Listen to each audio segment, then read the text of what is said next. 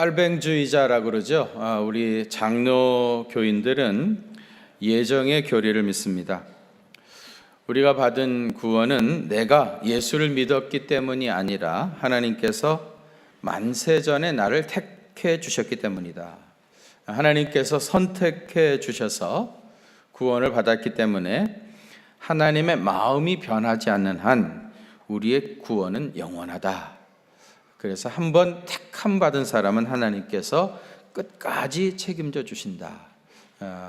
이것을 성도의 견인이라 그렇게 얘기하는데요. 이렇게 주장하는 근거를 로마서 8장 35절을 가지고 주장합니다. 누가 우리를 그리스도의 사랑에서 끊으리요? 환난이나 권고나 또 박해나 기근이나 적신이나 위험이나 칼이랴. 또 38절과 39절에 보면 내가 확신하노니 사망이나 생명이나 천사들이나 권세자들이나 현재일이나 장래일이나 능력이나 높음이나 기쁨이나 다른 어떤 피조물도 우리를 우리 주 예수 그리스도 안에 있는 하나님의 사랑에서 끊을 수 없느니라.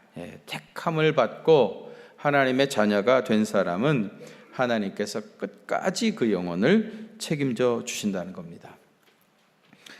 알미니안이라고 하기도 하고요, 웨슬리안이라고 하기도 하는데, 감리교인들은 자유의지론을 믿습니다. 예수님을 믿고 안 믿는 선택의 자유가 사람에게 있다는 거죠.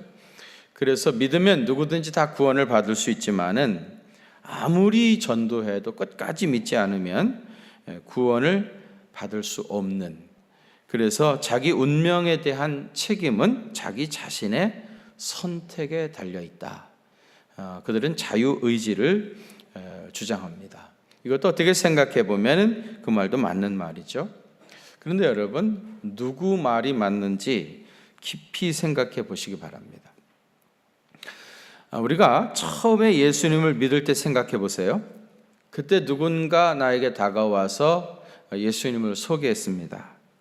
예수님 믿으라고 복음을 전해줬습니다. 그때 사실 예수님이 어떤 분인지 잘 몰랐지만은 하도 지극정성으로 예수 믿으라고 그러니까 그래 교회 다녀주지 뭐 그러면서 이제 그때 교회를 나가기로, 예수를 믿기로 선택을 했습니다. 그리고 교회 나왔습니다. 처음 예수 믿을 때를 생각해 보면은 분명히 내가 예수 믿겠다고 작정하고 선택했어요. 그때는 분명히 알미니안들이 주장하는 자유의지론이 맞습니다. 그런데 보세요. 교회 나왔더니 등록을 해야 된답니다. 그래서 이제 등록을 하고 한 1년쯤 지나니까 세례를 받아야 된다는 거예요. 그래서 또 세례를 받았습니다. 세례를 받고 얼마 있으니까 교회에서 봉사를 해야 된다고 서리 집사 직분을 주시는 겁니다. 그래서 이제 직분을 받아가지고 교회 여기저기서 나름대로 열심히 봉사를 했어요. 봉사를 하다 보니까 신앙생활에 익숙해지기도 하고 또 좋은 친구들도 많이 사귀게 되어지고 또 재미있기도 하고, 그러다 보니까 시간이 훌쩍 지나가지고 한 10년이나 지나버렸습니다. 그런데 여러분, 10년이 지난 지금 돌이켜 생각해 보니까 그때는 내가 처음 교회에 나왔을 때는 내 자유의지로 믿겠다고 내가 예수님을 선택했던 것 같았지만은 지금 와서 생각해 보니까 내가 하나님을 선택한 것이 아니라 하나님이 먼저 나를 선택하셨고 하나님이 나를 자녀로 불러주셨고 영원한 생명을 주셨구나 하는 것을 깨닫게 되었습니다. 그래서 내가 지금 받은 이 구원이 전적으로 하나님의 은혜다. 나의 선택이 아니라 하나님의 영원한 작정 속에서 나에게 주어진 하나님의 은혜다라고 고백하는 것이 우리 장로교인들이 고백하는 예정의 교리입니다. 이 예정의 교리는 깔뱅이의 기독교 강요 은총편에 나오는데 모든 것이 하나님의 은혜다 이렇게 쭉 고백해 가다가 내가 구원받은 것도 나의 선택에 의해서 된 것이 아니라 하나님의 은혜다 하는 것을 고백하는 것이 예정의 교리입니다. 오늘 우리 본문은요, 예수님을 잘 믿다가 타락한 사람에 대한 이야기인데요. 여러분, 예수님 믿겠다고 했다가 마음이 변해서 더 이상 예수를 믿지 않으면 어떻게 됩니까? 사람이란 마음이 늘 변할 수 있으니까 이제는 더 이상 믿지 않겠다고 할 수 있지 않겠습니까? 그러면 어떻게 되겠습니까? 그가 받은 구원이 취소되겠습니까? 그러니까 이 알미니안들은 성도의 견인이라는 말을 하지 않습니다. 끝까지 자기가 받은 구원을 붙잡고 있어야 구원을 받는 것이지, 그렇지 않으면은 구원을 받을 수 없다. 그들은 그렇게 생각합니다. 그러면서 이들이 그 근거로 제시하는 본문이 바로 오늘 우리의 본문입니다. 한 번 빚을 받고 하늘의 은사를 맛보고 성령에 참여한 바가 되고 하나님의 선한 말씀과 내세의 능력을 맛보고도 타락한 사람은 다시 새롭게 하여 회개할 수 없다. 그러니까 예수 믿다가 안 믿으면 결국은 구원받을 수 없다. 이렇게 이제 그들이 주장을 합니다. 이 오늘 우리 본문의 말씀이 이 감리교인들과 그 다음에 우리 장로교인들 사이에 굉장한 신학적 논쟁을 하고 있는 부분인데요. 논쟁의 핵심은 크게 분석해 보면 세 가지입니다. 그 첫째는 뭐냐면은 하늘의 은사를 맛보고 타락했다는 사람이 구체적으로 어떤 사람을 말하는 거냐. 그 다음에 두 번째로는 타락한 자들이라고 했는데 이 타락이라고 하는 말의 의미가 뭐냐 하는 것이고요. 세 번째로는 다시 회개케 하여 새롭게 할 수 없다고 그랬는데 그 말의 의미가 무엇인가 하는 것이 논쟁의 핵심입니다. 여러분, 성경을 바르게 해석하려고 하면은 언제나 전체적인 컨텍스트, 맥락 속에서 부분의 의미를 찾아내야 됩니다. 숲 전체를 보고 나무를 봐야 하는 것처럼 전체의 맥락을 생각하지 않고 부분만 딱 떼어가지고 얘기하다 보면은 오해를 할 수 있는 그런 가능성이 많습니다. 성경을 언제나 전후 좌우의 전체적인 문맥 속에서 본문의 의미를 찾아보아야 합니다. 그런 의미에서 여러분, 지난주에 제가 설교의 제목을 뭐라고 붙였는지 혹시 기억하고 계시는 분 계십니까? 혹시라도? 초보에서 완전으로. 본문은 히브리서 5장 11절에서 6장 3절까지였습니다. 이 히브리서 이 편지의 수신인들의 영적 상태가 어떠했는지 말씀을 드렸는데 5장 11절에서는 멜기세덱에 관하여 할 말이 많은데 너희가 듣는 게 둔함으로 내가 말할 수 없다. 말아도 알아듣지 못한다. 영적으로 깨어있지 못하다는 얘기죠. 또 12절에는 신앙생활의 횟수는 굉장히 오래되었는데 아직도 젖이나 먹고 단단한 식물을 먹을 수 없는 영적 유아기를 벗어나고 있지 못하다. 또 13절에서는 말씀을 안다고 하지만은 체험적으로 경험하지 못한 자라고 그랬고요. 또 14절에서는 선악을 분별하지 못하는 사람이라. 그러면서 이제 6장 1절에서부터 3절로 넘어오면 그러므로 믿음의 초보를 벗어나서 완전한 대로 나아가야 된다. 그래서 제가 설교의 제목을 초보에서 완전으로, 그렇게 이제 제목을 붙였던 거 아닙니까? 그런데 여러분, 자세히 보시면은 지난 시간에 보았던 6장 3절하고 오늘 우리 본문인 4절 이하하고 단락이 나뉘어져 있습니까? 아니면 한 단락입니까? 4절 앞에 동그라미 표가 없다는 말은 같은 단락이라는 뜻이죠. 같은 내용이 지금 계속되고 있다는 뜻입니다.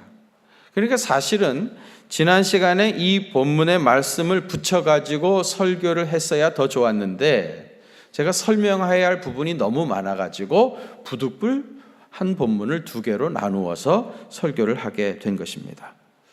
더 중요한 것은 본문 4절 맨 앞에 전치사 하나가 한국말로 번역되는 과정에서 빠졌습니다. 대부분의 영어 성경에서는 원인과 이유를 설명하는 전치사 for로 본문이 시작되어지고 있어요. 이 전치사 for가 본문 맨 앞에 전치사 for가 앞절의 내용과 연결하고 있는 키라고 할 수가 있습니다. 지난 시간에 다루었던 젖이나 먹고 단단한 식물을 먹을 수 없다는 문제와 오늘 본문의 타락한 사람의 문제가 다른 토픽이 아니고 논리적으로 연결이 되어 있다는 결정적인 증거가 전치사 for로 시작되어지는 겁니다. 그렇다면 이러한 본문의 전체적인 문맥을 생각하면서 6절에 나오는 타락한 자는 구체적으로 누구를 말하겠습니까? 지금까지 믿음의 진보가 이루어지지 않는 영적인 유아기 상태를 답습하고 있는 사람들에 대한 이야기가 나왔습니다. 이 타락한 사람이 누구를 말하겠습니까? 배도한 사람이겠습니까? 갑자기 영적으로 정상적으로 성장하지 못한 사람의 이야기를 하다가 갑자기 배도한 사람의 이야기로 넘어가겠습니까? 물론 배도한 사람은 구원을 받을 수 없습니다.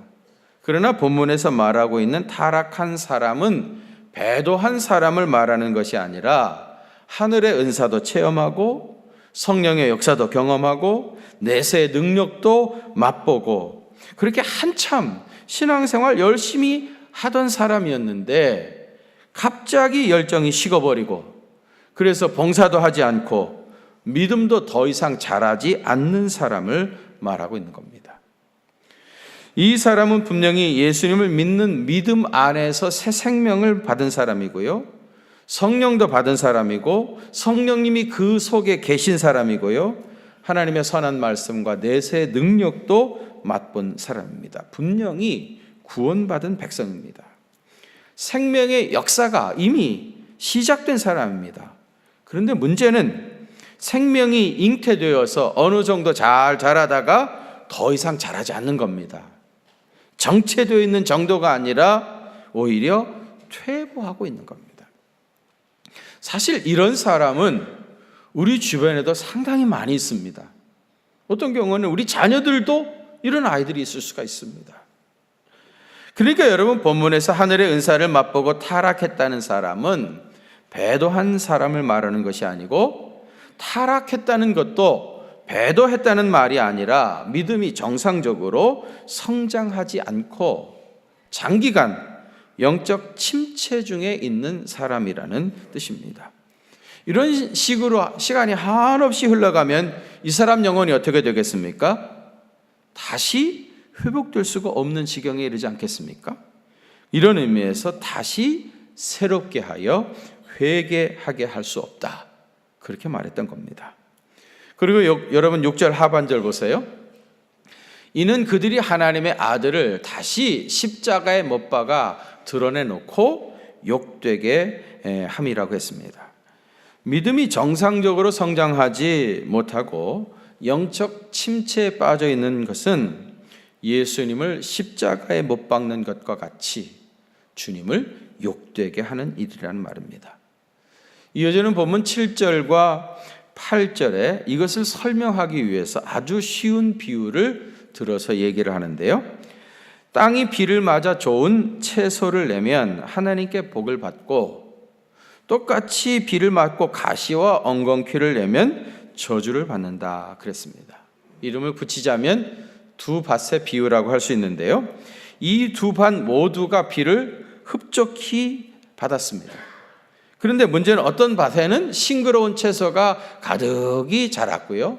또 어떤 밭에는 가시와 엉겅퀴만 무성하게 자란 겁니다. 그럼 여러분 여기서 좋은 채소를 가득히 자라고 있는 이 좋은 밭은 누구를 말해요? 믿음이 정상적으로 잘 성장하고 있는 사람을 말하는 것이고요. 가시와 엉겅퀴만 무성한 밭은 믿음이 자라지 않는 정체 단계에 있는 믿음이 퇴보하고 있는 사람을 의미하는 것입니다. 그러면 여러분은 싱그러운 채소가 가득한 밭인 것 같습니까? 아니면 가시와 엉겅퀴가 가득한 나쁜 밭인 것 같습니까? 물론 신앙생활을 하다 보면 신앙의 권태기라는 것이 있습니다. 한참 주님을 향한 열정이 불타오르다가 갑자기 냉랭해지고요, 봉사하는 즐거움도 사라지고 하나님의 말씀도 귀에 들려오지 아니하고요, 예배드리면 뭐하나 그런 생각도 들고요, 신앙생활이 대단히 피곤한 것으로 느껴지는 것입니다. 이러한 시기를요, 영성신학자들은 영혼의 밤이라고 그럽니다. 역설적인 것 같지만은 영혼의 밤이 신앙 성장을 위해서 필요하다 그럽니다. 그런데 영혼의 밤을 지낼 때 우리가 기억해야 할 것은 지금까지 해왔던 영성 생활을 지속적으로 계속해서 감당해 가야 됩니다. 중단하지 말고 포기하지 말고 계속해 가야 됩니다. 예를 들면 기도 해서 뭐하나? 백날 기도해도 달라지는 거 아무것도 없던데, 여러분 이런 생각이 들어도 멈추지 말고 계속해서 기도해야 됩니다. 예배를 계속 빼뜨리지 말고 드려야 합니다. 설교 시간에 말씀이 들려오지 않아가지고 졸음이 와도 졸더라도 여기 와서 졸아야 됩니다. 봉사요, 한때는 신이 나서 봉사했습니다. 몸이 어디 아팠다가 하다가도 교회 가길 때만 되면 씻은 듯 나았습니다. 그런데 지금은 그렇지 않습니다. 오히려 무거운 짐으로 느껴집니다. 멀쩡했던 사람이 예배 시간만 다가오면 머리가 무거워집니다. 그런데 기억하십시오. 신이 나지 않아도 책임감에서라도 계속해서 봉사해야 됩니다. 말씀 귀에 들려오지 않아도 그냥 읽어가야 됩니다. 새벽 기도 졸리기만 하는데 가봤자 졸리기밖에 더 하나? 이런 생각이 들어도 자다라도 나와서 기도해야 합니다. 신이 나지 않고 재미가 없어도 계속해서 keep going 해나가야 됩니다. 그러다 보면 언젠가 다시 기도의 줄을 붙잡게 되어지고 다시 말씀이 들려오고 봉사하는 것이 신바람이 나고 신앙생활의 기쁨이 회복이 되어집니다. 신이 나지 않고 재미없어도 여러분 계속 하시길 바랍니다. 여러분 누에가 4번이나 허물을 벗으면서 큰다고 그러죠? 영혼의 밤은 누에가 허물을 벗는 시기와 같다고 할 수 있습니다. 그러니까 중단하거나 포기하지 마시고 신앙생활을 지속적으로 계속해 가다 보면 다시 회복되어지고, 또 어느 정도 가다가 영혼의 밤을 맞이했다가 또 다시 회복되어지고, 그러면서 계속해서 성장해 가는 겁니다. 그리고 여러분, 믿음이 지속적으로 성장하려면 단순히 생각만 가지고는 안 됩니다. 육체가 건강하게 성장하려고 하면은 규칙적인 식생활과 충분한 수면, 적당한 휴식, 또 적당한 운동이 우리 몸에 붙어있는 습관처럼 되어야 건강이 유지되는 겁니다. 영성훈련도 마찬가지입니다. 내 영이 계속해서 성장해야 되겠다고 마음 먹는다고 해서 그 다음 날부터 믿음이 자라는 게 아닙니다. 경건의 훈련이 완전히 내 몸에 붙어버릴 때까지 지속적으로 훈련을 해야 됩니다. 방위 출신들은 모르시겠지만 대한민국 육군을 나오신 분들은 각계전투 16개 동작이라는 것을 군에 가면은 한없이 훈련을 받습니다. 그래가지고 자다가도 일어나가지고 총만 들려주면은 할 수 있을 정도로 계속해서 훈련을 받게 되어져요. 저도 제대한 지 30년이 훨씬 지났습니다만은 지금도 내 머리는 새카맣게 잊어버렸지만 총을 들려주면 얼마든지 따라 할 수 있어요. 왜? 내 몸이 그것을 기억하고 있기 때문인 겁니다. 그런데 여러분, 막상 전투가 시작되어지면 육박전이 이루어졌을 때 누가 각계전투 16개 동작을 생각하면서 거기서 싸우는 사람은 아무도 없습니다. 그냥 그 상황에서 아무 생각 없이 싸우게 되겠죠. 그런데 오래 훈련을 받아가지고 내 몸에 그것이 붙어있는 사람은 아무 생각 없이 싸우더라도 훈련받은 그러한 동작들이 하나씩 결정적인 순간에 나와서 사용되어서 적을 제압하는 데 큰 도움이 되는 겁니다. 몸의 훈련이라는 것은 완전히 무의식 중에 나올 때까지 연습을 계속해야 합니다. 경건의 훈련도 그런 겁니다. 완전히 자기 몸에 익숙해질 때까지 반복의 반복을 거듭해야 자기 몸에 붙어있는 경건한 모습대로 살게 되어지고, 그래야 믿음이 지속적으로 성장하는 겁니다. 여러분 중에 성경 말씀이 꿀과 꿀처럼 느껴지는 분 계십니까? 아마 그런 분보다는 성경만 펴놓으면 갑자기 졸음이 오시는 분들이 훨씬 더 많을 수가 있습니다. 근데 여러분 평생에 성경이 꿀과 송이꿀처럼 달다고 느껴지기를 원하신다면, 성경을 읽다가 꼬부라져서 성경에 침을 질질 흘리고 자는 한이 있어도 성경을 규칙적으로 읽어야 됩니다. 성경을 재미없다고 전혀 읽지 않았는데 어느 날 갑자기 성경이 꿀과 송이꿀처럼 달게 느껴지는 그런 날은 오지 않아요. 로또는 혹시 그런 식으로 당첨이 되는지 모르지만 성령님은 그렇게 역사하지 않습니다. 기도도 그렇습니다. 기도가 되든 안 되든 무릎을 꿇고 20분, 30분, 40분씩 1시간씩 앉아 있어야 됩니다. 그러다가 잠이 들기도 하지만 그래도 계속 하다 보면 언젠가 주님과 은밀한 대화를 나눌 수 있게 되어집니다. 처음부터 깊은 기도를 할 수 있는 게 아닙니다. 평생 예수 믿으면서 깊은 기도 한 번도 해보지 못하고 신앙생활을 마치는 사람들도 상당히 많이 있습니다. 우리 몸은 몸에 붙어 있는 습관대로 살게 되어 있습니다. 정한 시간에 규칙적으로 식사를 하시는 사람은요, 그때가 되면 우선 두뇌를 비롯해가지고 온 몸이 밥을 맞아들일, 소화를 할 수 있는 준비를 합니다. 이렇게 준비가 다 되어져 있는 상태에서 음식이 들어와야 이게 소화가 잘 되고 이게 건강을 유지해 가는 겁니다. 불규칙한 식생활은 전혀 준비가 되지 않는 상태에서 갑자기 음식이 들어오니까 위뿐만 아니라 온 몸이 놀라게 되어지고요. 그래서 소화가 잘 되지 않는 겁니다. 새벽에 일어나서 무조건 기도하는 습관이 몸에 붙어버리면 그 시간이 되면 자연히 일어나게 되고요. 마음과 영이 기도할 준비가 저절로 되어지고, 그래서 깊은 기도를 지속적으로 드릴 수 있게 됩니다. 그래서 예수님도 그랬고 예수님의 제자들도 그랬고 정한 시간에 정한 장소에 가서 기도를 드렸고, 그러다가 놀라운 역사들을 체험했던 겁니다. 믿음이 제대로 건강하게 성장하지 못하는 사람이 본문에서 말하는 타락한 사람입니다. 저는 여러분들의 영적 트레이너로 여러분의 영혼에 대한 일정 부분 책임을 제가 가지고 있습니다. 사실 여러분의 믿음이 제대로 성장하지 못하는 것에 대한 결정적인 책임은 여러분 자신에게 있습니다. 90% 이상 여러분 자신에게 책임이 있습니다. 영혼이 가만히 있는데 저절로 자라는 것이 아닙니다. 여러분들이 몸의 훈련을 계속해서 일어나야 됩니다. 다시 시작해야 됩니다. 경건의 훈련을 계속해야 됩니다. 여러분의 영혼에 대한 책임이 여러분에게 있고요.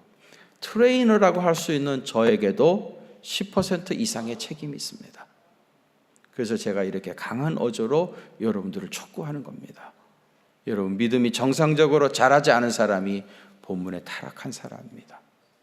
이런 사람이 예수님을 다시 십자가에 못 박는, 주님을 다시 부끄럽게 해드리는 사람입니다. 영적으로 깨어서 주님의 제자가 되어, 신실한 주님의 제자가 되어서 믿음이 날마다 진보하게 되어져 가기를 바랍니다. 특별히 오늘 성찬 성례전을 통해서 주님과 신비한 연합을 경험하고 여러분들의 믿음의 놀라운 진보가 이루어지는 놀라운 역사가 임하시기를 주의 이름으로 축원합니다. 이제 성찬 성례전을 시작하겠습니다.